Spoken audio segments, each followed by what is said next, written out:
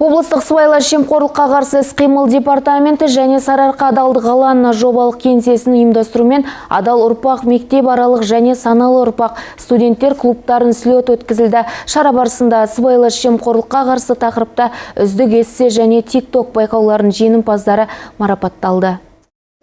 Кешенді жоспар аясында 2021 жылдың 20 қазанында Қарағанды облысында адал ұрпақ мектеп аралық және саналы ұрпақ студенттер клубтары белсенді мүшелерінің қатысуымен жыл сайын облыстық слет өтті. Оған ерікті клубтардың мүшелері үздік эссе және TikTok байқауларының жеңімпаздары мен аумағымыздың белсенді жастары қатысты. Аталмыш клубтардың жұмысы өскелең ұрпақтың әлеуметтік шығармашылық белсенділігін, сондай-ақ өзін-өзі жетілдіру мен дамытуға мүмкіндік береді.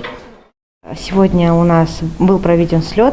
Сарыарқа адалдық алаңы жобасы аясында жастармен керемет іс-шара өтті. Олар TikTok түсіріп, эссе жазып бізге жолдаған болатын. Басты мақсат болашақ жастарды жемқорлықтан алшақ болуға шақыру. Жастар бұл тақырыпты өте белсенді болды. Қарағандының барлық университеттерінен 200-ге жуық студент өтінім білдірген. Олардың ішінен ең мықты дегендерін таңдап алдық.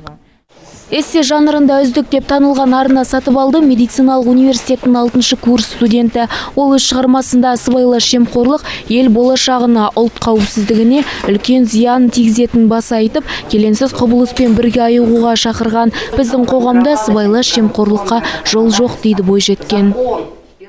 Осы объявлениені мен универде сайтында көрдім. И менің жақын құрбым маған айтты, осындай конкурс болып жатыр, бірге жазайық, көрейік не болатын деп. И жаздым, лично маған осы жемқорлық интересно болған. Мен өзім Қытайдың тарихтың оқимын, там өзінің политикасын оқимын. И о жақта жемқорлық өте қатты шектеледі. И мен содан білемін, что Қазақстанда жемқорлық ол бұрын көп болған. Қарағандыдағы жоғары оқу орындарында оқып жүрген студенттердің арасынан 200-ге жуық өтінім түскен. Бүгінде олардың арасынан сыбайлас жемқорлық тақырыбын барынша аша білгендері таңдалды. Жүлдегерлер ақшалай сыйлықтарға ие болды.